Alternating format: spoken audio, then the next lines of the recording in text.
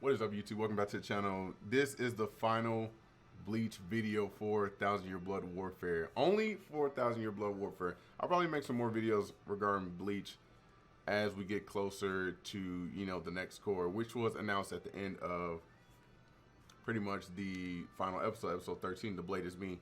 Now, speaking of The Blade Is Me and Everything But the Rain, June, like, this episode was incredible. It was just so incredible. I can preach about it all day, but you guys will get bored and just go to another YouTuber and just, get their full reaction of it. I'm just small time and they're big time. It is what it is. No big deal. Let's jump right into it and talk about this for a second here.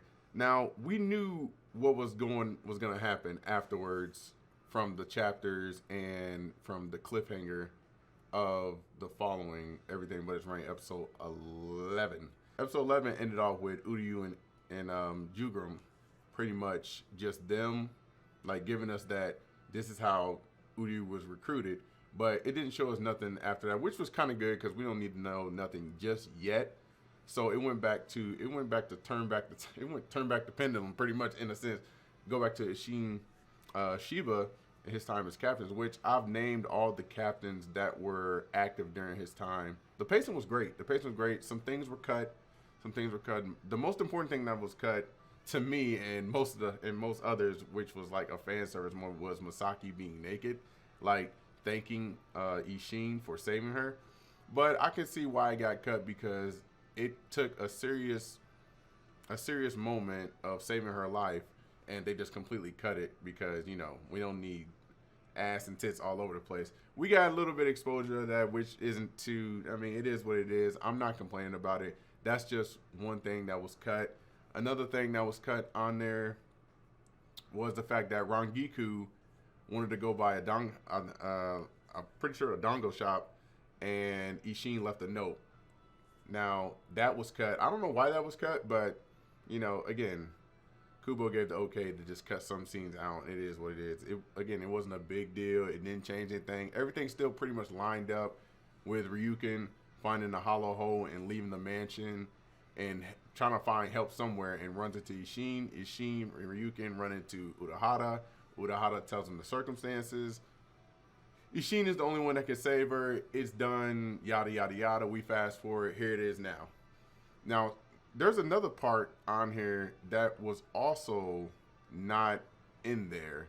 Actually, there was two more parts that kind of I took notice to. One part was Kanan and Shiho, their talk with Masaki before they bumped into Urahara about Ryukin, and Kanan was just like, she gets if she was in Masaki's shoes, she'd get wet every day because it's just filled with so much consignment, and Masaki's just like, that's just gross, ew, like, tell her, da da da. So that was cut. Pretty much the names were cut out of there. That whole little moment was cut entirely. And it just goes from there to another part that was also cut, which was Ryukin. Ryukin being the one to make the final decision to let Masaki go from the mansion. Now, it was in their best interest. I believe Ishin said it in the episode that it was in their best interest to let him go because she's pretty much tainted, which that will line up with pretty much how the captains get their Bankais back later on in Cour 2. And of course, we read the manga, you know how they get it back, yada, yada, yada. Urahara does his thing. Everything pretty much is lining up into that. But in the anime, it said that, Ishin said that the Quincy's pretty much told her she had to leave. But the final decision came down to Ryukin. Now, it didn't have to be said right then and there that Ryukin was the one responsible for telling her to leave. But it also played on the moment that this was his way of letting her go. Now, as you know, Ryukin and Kasagiri end up together, and they have Uryu, which also gets pretty much seen on here. Ishin talks about Uryu and Kasagiri, and there's a picture of them together, and it's pretty damn sweet. Like, that's adorable. It's so adorable if you watched it. Now, moving on from there, it's all good. It was going to be the captains starting to retrain themselves in order to get right for the coming invasion that's going to happen again in Cour 2. So it's and it's pretty good. I'm glad the anime has kept it to the dark, serious tone as it was. I mean, sure they could have threw some gags in there, but everything was pretty much more serious this time around. Yeah, Omaida had a funny moment with his sister, which I still don't know how that little girl is his sister. Out of all that, it still kind of like throws me off. But yeah, like it was amazing. A scored 9, a high 9 for that matter. Not like low nines, no, not 9.1, nothing like that. Like episode 12 and 13 are literally 9.8s, like 9.8s. I hope you guys are ready for Cour 2. Cour 2 was announced with a preview trailer. July 2023 is when we'll get Cour 2. I can't wait. The first episode is gonna be a banger. Like, it may break the internet. There's so much to intake with like the first episode of Cour 2. Like, we get the announcement of Uryu being the heir.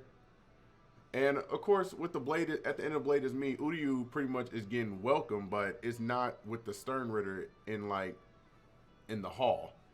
The next episode, which will be episode 1 of Cour 2, will have him being introduced to the rest of the Stern Ritter, and of course being announced as the heir, which is gonna just throw everything into like turmoil as it is. Everyone's just gonna be like, what the hell was going on here? And we'll get the voice actors for, the rest of the Stern Ritter that haven't been introduced yet. So I can't wait for that. I can't wait for that. It's gonna be exciting. The Fem Ritter, which I thought were gonna come in episode 13, didn't show up, which is fine. We just gotta wait till July and we'll see what happens from there. I hope you guys enjoyed the video. I hope you guys continue to support Bleach in all its glory. The Blade is me. The Blade is you. Espada, Quincy, Shinigami's everywhere. Like, we did this. We supported this shit. We continue to support Kubo and the studios that animate this stuff. This is fantastic. I will see you guys in another video. Holla at your boy. I'm out of here.